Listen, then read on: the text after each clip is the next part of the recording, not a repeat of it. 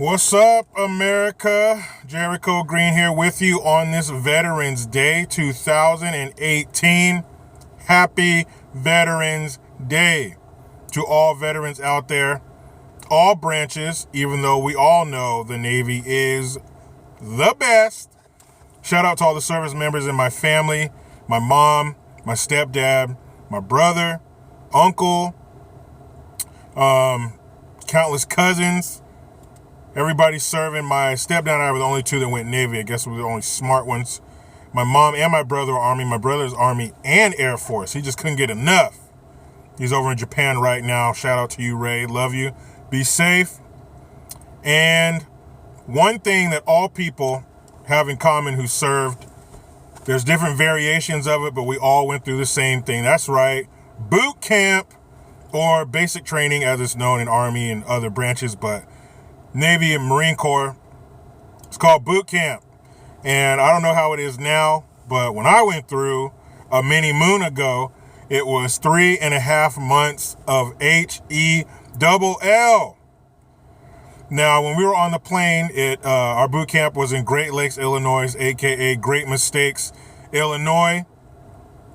So we got on the plane in, I think, San Francisco. The MEP station was in Oakland. MEPS is where you get processed, where they do the physicals and all that shit, check your body and your brain, make sure you're fit to go kill something. So we flew out, and of course on the airplane, you know, it's like one of those episodes of Scared Straight where they got the young ne'er-do-wells, and when they're headed to the jail, they're talking all that shit. They can't touch me, they won't do this, I'm gonna do this, I'm gonna do that. So we had some people on the flight, we're all sitting together, and some of them were running their mouths. I ain't gonna do no push-ups, they can't make me do shit, I'm not scared of these motherfuckers. Blah, blah, and blah. Now, when I was younger, started from when I was 12 till I was almost 16, I was in Sea Cadets. It's kind of like an ROTC thing, except it's not attached to a school, it's a private thing, privately funded. But uniforms, rank and recognition, I went through a 2-week boot camp up in Treasure Island in San Francisco. It's long since been closed. But we were there. Believe me, that motherfucker was open. And it was a 2-week boot camp. It was ran by Marines, so they don't got a lot of love for Navy, so we were reminded of that every chance they got. But they didn't take it that easy on us, man. I'm, up at 0400, yelling, screaming, push-ups, sit-ups, no sugar, no dairy, the whole time. So my point is, the military was nothing new to me. I knew how to march. I was in color guard. I knew rank and recognition. I knew how to fold and iron, military saw, all that shit. So I had a leg up. But a lot of these cats had no fucking idea what they were in for. But they're talking all this big shit. So we get off the plane, you get on a bus, and they take you to the Naval Training Station in Great Lakes, Illinois. And we pull up in the driveway, this big-ass parking lot, and all the RDCs, that stands for Recruit Division Commanders. I know other branches is DIs, the drill instructors, but in the Navy, at the time, it was RDCs. So all these RDCs are lined up, waiting for our flesh, waiting for us. As the bus is pulling up, these dudes are like walking out in toward the bus, and the bus stops, and they're like putting their arms through the bus door, trying to pull the doors open, yelling and screaming. All these shit-talking motherfuckers, all these badasses start sitting back in their seat like, oh shit. I was like, oh yeah, here it comes. So, they open the doors, and from that moment, I shit you not, from that moment until the morning after battle stations, I'll get to that, somebody was yelling and screaming at you, somebody was up your ass from that moment until you went to sleep every night. The moment you open your fucking eyes, somebody is yelling at you, telling you what you're doing wrong, and what a fucked up, bald-headed nasty you are. And you got bald-headed the first night. They bring you in, you get your uniforms and all this shit. Most people have this bewildered look on their face. We had some guys who were prior military, so they knew what was up. Myself, I had some, knowledge of how the military operated through Sea Cadets. So I wasn't scared, but some of these motherfuckers look like they signed on the wrong fucking dotted line. So you get your uniforms and shit, you get to the barbershop, they shave that hair, they don't give a fuck. They don't get all the hair. It's not all cleaned up. They just get the fuck out. Somebody's there sweeping that shit up. And one dude, he came already with his head shaved. So he figured, I'm going to be a good Boy Scout. I'm going to be a good sailor. and I'm going to have my shit shaved when I get there, trying to get ahead of the game. Nope. You can't. One thing you got to know about boot camp, you can't do shit right. So they got on him. Oh, you think you're smarter than us? You think you're better than us? You already had your head shaved? Arr, arr, arr, arr. I mean, it's like having a ravenous fucking German shepherd held inches from your face for 3.5 months. So they get up all on this motherfucker like white on rice. They were all over him like 2-3 RDCs just barking, spitting on this motherfucker when they talk. I think this dude fucking melted. So shit like that, you can't do anything right. There's another dude, they had him, one RDC was yelling at him, telling him to go pick up a telephone pole and bring it over here. The other RDC was telling him that he's stupid for thinking he could pick up a telephone pole. You could see this dude want to split himself in half. One half go get the telephone pole, and one half stand there and get told how stupid you are for getting the telephone pole. You couldn't do shit right. So the first night after you get all your uniforms, you got your Smurfs, which are your blue Navy sweats, you know, with the matching top and pants. You get all your shit, and you don't have you're not barracks yet. You don't have anywhere to stay. So we all lined up in this huge fucking line. Everybody sitting with your legs crossed but your knees up. So the person in front of you leans on your knees. You lean on the guy's knees behind you, and you sit there on the floor and try to get some sleep. I remember trying to sleep in this hallway, and other than the occasional yelling at some recruit going the wrong way, all you can hear is the buzz of the lights, the fluorescent lights, as you try to sleep. And you put your head down like this. Get up, get up, get up, get up. You look at the clock. It's only been 40 minutes. That was your night's sleep for the first night of boot camp. You're up. We're getting barracks. We're going to class. We're getting situated. You're getting your bearings, learning where shit is. And you have a whole day. And bedtime isn't until 2200, 10 o'clock. So you're going hard all day, marching, getting yelled at. You're not doing push-ups and shit yet because you got to get medically cleared, which people fucked up on. We'll get to that. So that first night, man, you get in your barracks, you are tired as a motherfucker. So you lay down, you get in bed. They give out the watch schedule and all this shit. And the worst watch to get is the mid-watch, because that's midnight to 4 a.m. That's prime time. That's the tenderloin of sleep. That's the filet mignon of sleep. Midnight to 4? Reveille was at fucking 0330. Bitch, don't hit my car. Some lady in front of me backing up. Anyway, so you have to be on watch. You have to be at your watch station 15 minutes prior to the top of the hour. So you have to be there at 11:45. So, you know, you're what? Up at 11:30? So you really don't get any sleep. Because like I said, bedtime's at 10. So 11:30, you got to be ready for watch. You can chance and get an hour sleep, hour and a half of sleep if you want. Or just be a G, write it out, stay awake, you know, read your knowledge, which is a notebook that you had in the back of your pocket. Had your general orders, rank recognition, all that shit, notes you take. But if you were a G, you just stayed up, did your mid-watch, and you're basically up the whole time everybody sleep. Like I said, Reveille's at 03, you get off watch at 04. You just change it to your PT gear and meet everybody out on the grinder. Now, the whole time, they can't cycle you, which is what we call is when you cycled or you get bent. That's when they fucking just hit you with all kinds of exercise you never even heard of, and some that you have heard of on steroids. So this whole time, people are fucking around. They're not listening because the RDCs have no bite to their bark yet. They're just barking. They haven't got medical clearance so they can bite your ass. So we had some people fucking up. And another thing across the board, no matter what branch, one person fucks up, you all pay for it because it causes you to police yourselves. So people are fucking up. We finally go to medical to get that final medical clearance. And you come in one side of the building. You come through. They give you your shots in your arm and shit. They give you your penicillin. If I was smart, I would have said I was allergic to the shot. So they give you the pill. But no, like a dumbass, I'm like, no, I'm not allergic. Give me the shot.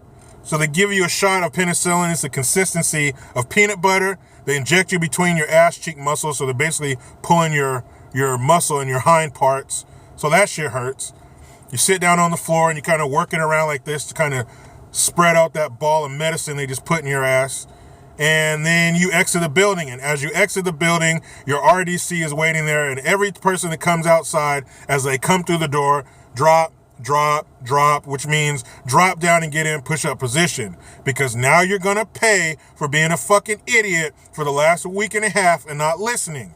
So you're outside pushing the fucking earth. Drop. And if you're first one out there, it don't matter. You're doing push-ups till everybody's out there, and then we all do push-ups together. So getting bent or getting cycled, that was just a way of life. And another fucked up thing was you could be walking somewhere, let's say you're going to medical or something, and another RDC from another division, he ain't even in your fucking division. Shout out to Division 227. And they can bend your ass. They can fucking cycle you. Then they can tear you apart. They can fucking, hey, you're doing this wrong. What's your 12th general order? Whatever the fuck. You can get got by anybody. So you're constantly on fucking alert. And you know, we're up 03. They come in, throwing trash cans in the fucking room. And in the beginning, it would scare the shit out of you. You're up out of a dead sleep, more tired than you ever been in your fucking life, other than when you have kids, other than when you got a fucking newborn baby. You don't know shit about being tired. So you're up out of a dead sleep, standing at attention at the end of your rack and your t-shirt and underwear and your dog tags, lights on and somebody's yelling at you. Your eyes just opened 30 seconds ago and somebody's right here. You still got boogers in your fucking eyes. You still got the crust. So you're like this, your eyes are trying to adjust to the fluorescent light, and they're telling you, get your clothes on, get downstairs, blah, blah, blah. So you're dressed in about 18 seconds, downstairs, freezing cold. And even though I went through boot camp in the summertime, at 03:30, it's fucking cold. You're outside and you start exercising, you start stretching, you start running. I got to be A-Rock, so that means I was calling the cadence and shit, you know, while we're exercising or marching. That was fun. That was the only fun you get. You get to boot camp and you get a 30-second phone call. It might have been 15, 30 seconds. It's enough time to say, whoever you called, hey mom, hey girl, hey dad, hey boo, whoever hey brother, I'm here, I'm safe, I'll call you later. Click, that's it. That's the last time you talk to your family for about a month and a half. And when you do get to talk to them, you got like 15 minutes, so you got a calling card, and you're trying to think of all the motherfuckers you want to talk to because you only got a certain amount of time. When that time is up, they reach in your booth, hit the hang up little fucking switch, your phone call's over. Get back outside. No TV, no magazine, no newspaper, no nothing. You don't know what the fuck's going on. You don't know sports, music. I remember we graduated boot camp. That day we went into they had this, fucking Dave and Buster's kind of thing for all the young recruits or former recruits. Now you're Navy. But you go in there and MTV's on. You're like, who the fuck is Ja Rule? Eminem? What the fuck? Who are all these people? Because you've been completely out of touch. It's like you've been on another planet. You don't know what the fuck's going on. It's all marching, rank and recognition, damage control, first aid, all the shit they have to teach you for when you go out in the fucking fleet, when you get to the ship. So, yeah, there's no outside world. You don't know what the fuck's going on. You get letters from home, which are like fucking gold.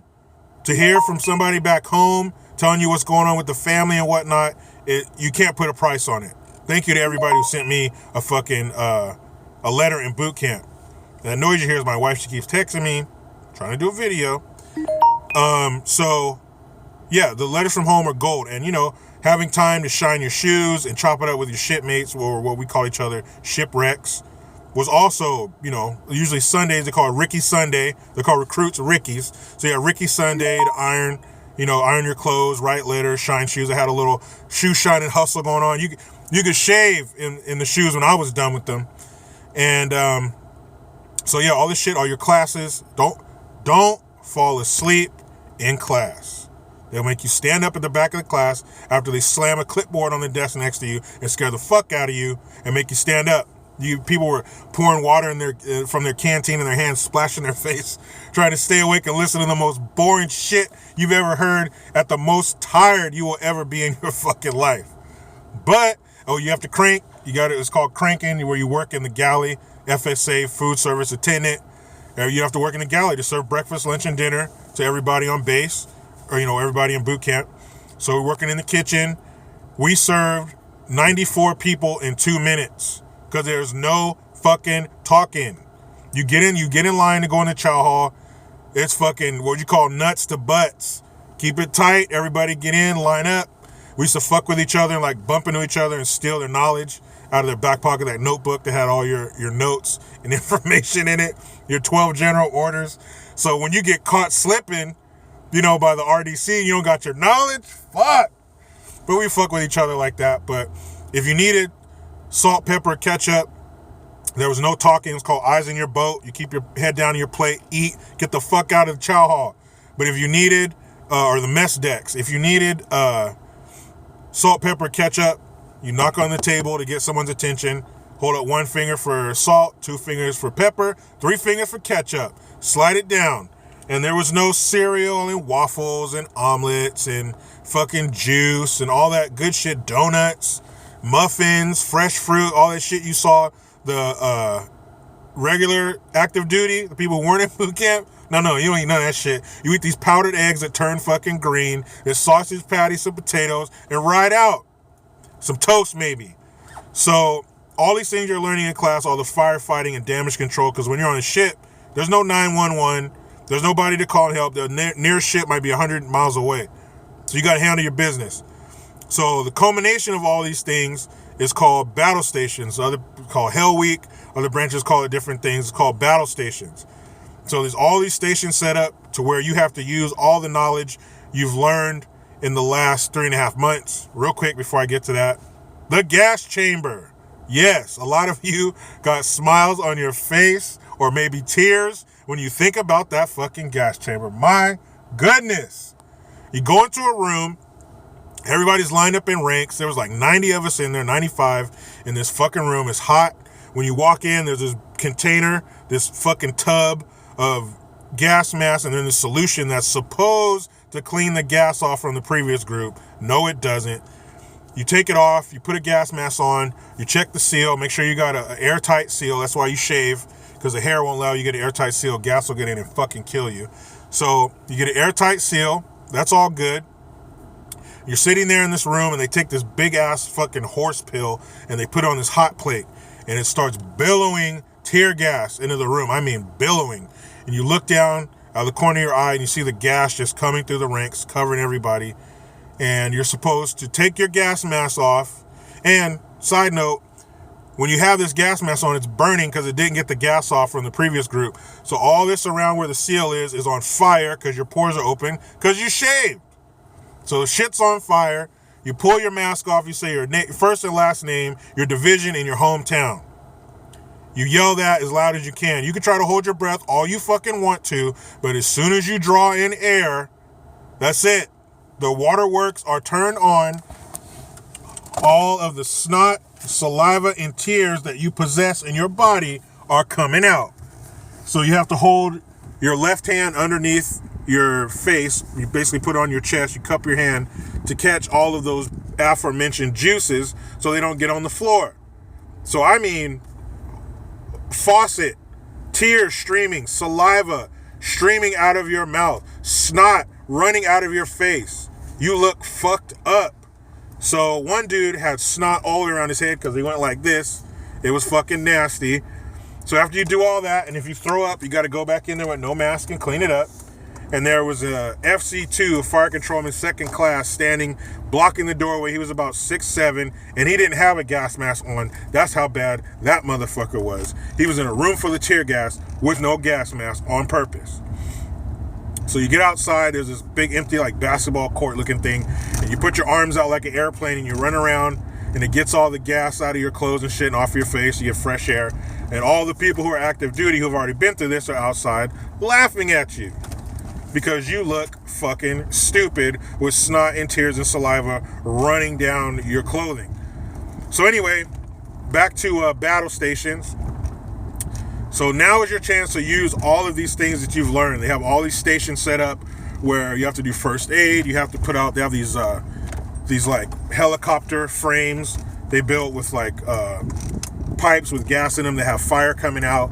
So you have to put the fires out. You're in a room that has holes in the wall, and you have wedges and hammers. They have water. I mean, water, it will knock you over if you stand in front of it. Because, it's simulating if there's a hole inside of the ship under the water line, you got all this water pouring in. So you have to plug these holes with wedges and these braces, And if the water gets above your knees, you basically failed, you all drown, and you fail the evolution. So you're doing that. And the final evolution, you've been running all night. You never go to sleep. You're up at 03. You never go to sleep that night. You're running all night long from station to station, singing cadence. The final station is firefighting. And you're in this big, empty warehouse. It's quiet. It's warm. No one's talking. You've been running. You've been yelled at. You've been lifting. You've been squatting and ducking. You're wet. You're cold. And finally, you get to sit in this warm, silent room. It was like being back in the womb. But there's a catch. We're all sitting on these bleachers, and they tell you, if anybody falls asleep, the man in front of you, behind you, and on both sides of you, you're all getting ASMO 2 weeks. And ASMO meant, I don't remember the acronym meant, but it basically means you get set back 2 weeks in training, and you have to repeat the last 2 weeks. You're ready to go home. You don't want to do fucking gas station or the tear gas. You don't want to do that again. You don't want to keep getting yelled at. You want to go home and see your people. So the worst thing is to get ASMO'd. So you're elbowing people, pushing people. Hey man, stay up, stay up, stay up, stay awake. Because nobody wants to repeat the last 2 fucking weeks. I want to go home. So after that, and the whole time you've been wearing a hat, a baseball hat, black baseball hat, and gold embroidering, it says, recruit. Basically it says, I'm a piece of shit, and make sure you treat me like that every chance you get. So after battle stations, everybody, if you make it, everybody goes, you go in this room. Remember, it had a real low ceiling, and they're playing this song, Proud to Be an American. You take off your recruit hat, you get your hat that says Navy. Boy, I'm telling you, wasn't a dry eye in the place, man. You mean to tell me I'm not a piece of shit anymore? I'm an equal? I'm a real sailor? Man, that was some emotional shit, and it was awesome. So after that, you go to the chow hall, and it's on. You can take as long as you want. You can talk. You can have omelets and waffles and pancakes and juice and fucking Fruity Pebbles, Lucky Charms, whatever the fuck you want, donuts, muffins. All that shit that you take for granted on the outside is the most beautiful thing you ever see. I'm talking like Gordon Ramsay must have made this shit. It tastes so good. You get to go back and take a shower and take your time. It was fucking awesome. And then so you graduate, and the night before graduation, your RDCs are talking to you. They're telling you what to expect in the fleet. You know, you have an idea of where you're going, so they're answering your questions. They're telling you stories. It's fucking awesome, man. It really is. Let me plug this bad boy in before it dies. Excuse me. Before I lose the battery. So yeah, man, it was fucking awesome. You know, your RDCs treat you like a human being, not like a turd, you know, that's stuck on the bottom of their foot anymore. So it was great, man. And, you know, you have graduation. Like I said, it was summertime. It was hot. What do they tell you at graduation, everybody? Don't lock your knees. You're going to pass out.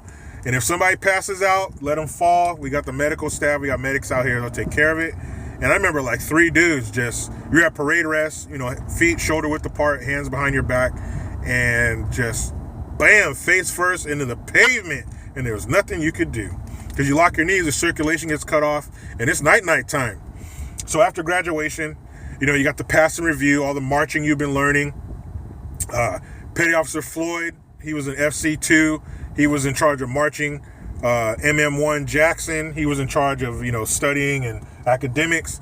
And MM1 Conkle, man, this dude, big old white dude, motherfucker just all the time. That was Petty Officer Conkle's face. Always had a big old dip of chaw in his mouth. And he always said, this is friggin' horse crap, recruits. Bunch of friggin' horse crap. And Petty Officer Floyd, the guy, the FC2 in charge of the marching, his thing was, I'm tired of the bullshit. That's what he would always tell us. We all remember sayings that our RDCs or DIs had. And one thing you never wanted to hear, no matter what branch you're in, was half right face. Because that means everybody's turning half of a right face so you don't hit each other when you drop down and do push-ups. Push the fucking earth. Man, we were near an airport, so we had to do airport push-ups, which means you get in push-up position and you're up, your elbows are locked, you're up until the airplane goes by, then you go down, Wait till another airplane goes by. You go up. I mean, there's all these exercises, making your dog tags dance, and all this fucked up shit they had you doing. But after graduation, it's all over. You get to go out. We went to the mall. They tell you don't get tattoos because they're going to get infected. All you hear is get tattoos. That's what we did. I know this was kind of a long video, by far the longest I've ever done, but man, that's just something we all share as veterans, and we all had a boot camp or basic training experience. We all got yelled at. We all got treated like shit. But when you make it through, the level of pride you have is unfucking real, because everybody doesn't go through that. Everybody can't handle that. They can't handle boot camp. They can't handle the screaming and yelling and the physical toughness that you need. Because I'm telling you, one time we made it rain inside. They closed all the fucking windows and doors. We put on our sweatsuits, our pea coats, our raincoats, our boots, and we got cycled until the windows were sweating. The wax was coming off of the floor. They weren't fucking around because somebody took a pack of peanut butter from the mess decks. That's a no-no. We all had to pay. Some dude was running to the bathroom, throwing up on the floor. We had to got cycled for that because apparently you can't throw up on the floor. Man, it was fucking crazy. We had a SEAL team that was attached to the school across the street. So if we needed some EMI, some extra military instruction, those SEALs would come over and hook us the fuck up. Not to mention, I was in the Chub Club. My recruiter told me I had to be 192 when I went in there. Well, I got to boot camp and they said you need to be 186. So until you lose those 6 pounds, here's a big dry erase board in front of the barracks, says Chub Club, and there's some names under it. Now what that means is all the barracks we were in all looked down on this courtyard. That's where you went for EMI. So while everybody else is getting their uniforms ready for the next day, writing letters to their sweetheart, you're down there with the SEALs in their spare time doing starbursts, 8-count bodybuilders. And these are Navy SEALs. They do it while they're talking shit to you because they're bad motherfuckers. So I got out of that Chub Club as soon as I could. You graduate, you go to the fleet. It was fucking awesome.